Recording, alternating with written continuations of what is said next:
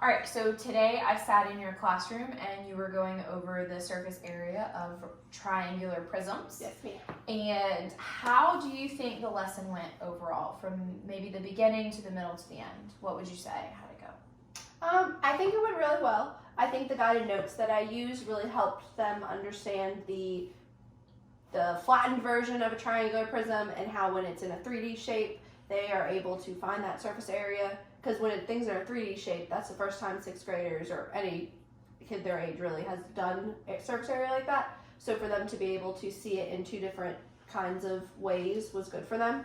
And they seemed like they really got it. So good, excellent. What part of your lesson do you think went really well? So when we were doing the 3D shape and we were tracing out the different shapes in the 3D, so like seeing that the triangle was there, seeing the rectangles on the side, I think it really helps them be able to fill in the numbers on the net to be able to find that total surface area. I completely agree. I really like that you had the visual of the actual prism itself and you were able to compare it so nicely to the net that was on the board. I think that was a really great tool that you used. What part of the lesson do you think maybe didn't go as planned? So I did not think necessarily I was gonna, now that I think about it, I wish I passed out the colored pencils, because when I was tracing on the board, they were kind of just looking at it and following along. However, if they go back and reference their notes, like I know some of them I'm sure traced, but they're not gonna look at it the same way I did with the colors. So I wish I had passed out at least 1 or 2 color pencils per kid just so they could see the shapes on the board. But I think that was it, because it was really helping them figure out like the basis 4 and the highest 3 of the triangle specifically when you were coloring them. Yeah. And that's the hardest part for them, is being able to put those numbers in from the 3D back into the 2D net, because that's new for them too.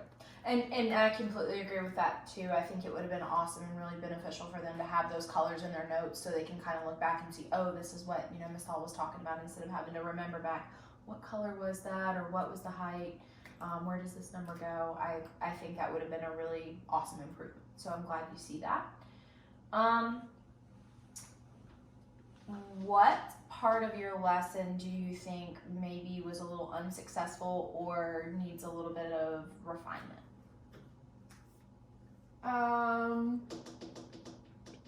Probably being able to, sometimes when I get so sucked into the lesson, I'm not good at walking around and monitoring, like while students are doing notes or doing the practice problems or starting it off, like making sure they're keeping up, like making sure they're not struggling, stuff like that. And probably my pacing too. I feel like sometimes I go fast because I teach different levels of math like throughout the day, and sometimes like, okay, that's my higher honors class, I can go over this really fast. Oh, because like I only have a short class here. Oh, I have to go really slow in this class period. But like sometimes I get it vice versa and all that stuff. So I think that as well. Do you think that your materials and your activity really helped your kids achieve the objective? Yes, I think so. I think being able to see, like I said, the flattened shape, finding the surface area, and then being able to have that 3D shape and do it, break it down for them themselves and being able to put those numbers in, I think it really helped them. Like I said, I wish I had colored pencils started out, because I have done that for when they did a very similar kinds of thing with like just basic area. They've already had the colors. One of the reasons I didn't pass out though is because I know that class, like they were so good at it that they didn't need it the first time. So I think in my head I was like, oh, they'll be fine this time, which I think most of them were, but it would have been beneficial and nice so when they're referencing them back to have those colors in their notes. Gotcha. Okay.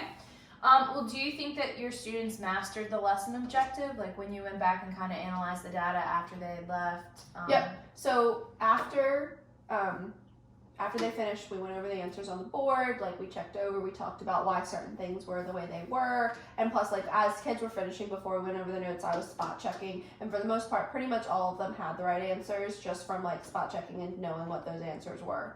But they did really well. So they definitely had accuracy of at least 85-90%.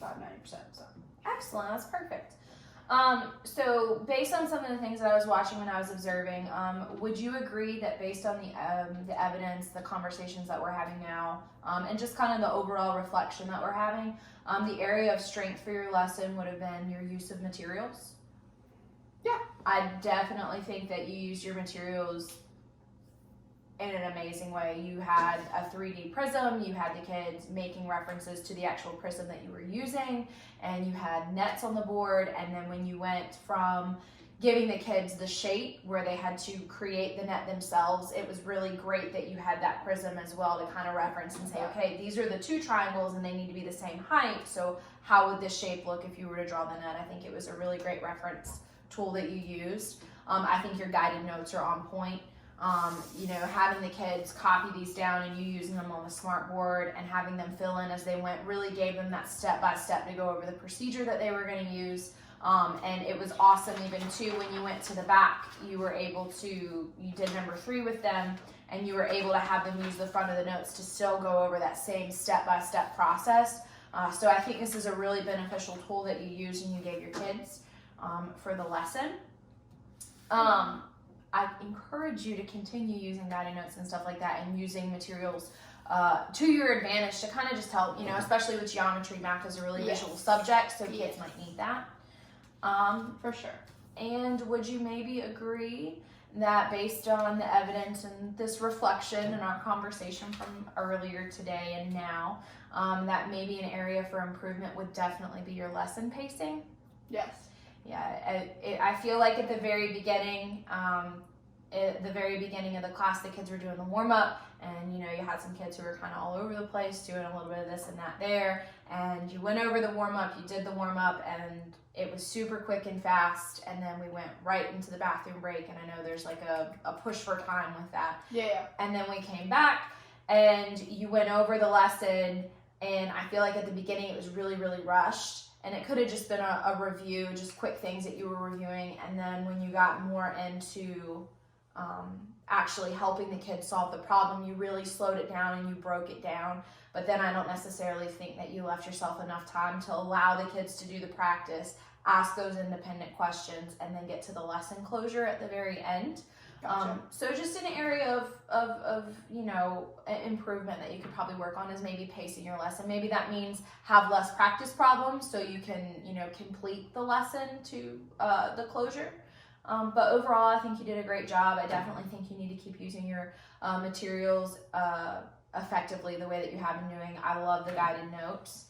And I think you did a really great job. And the next time we have, an evaluation cycle, I would really encourage you to push to be more conscientious of your pacing.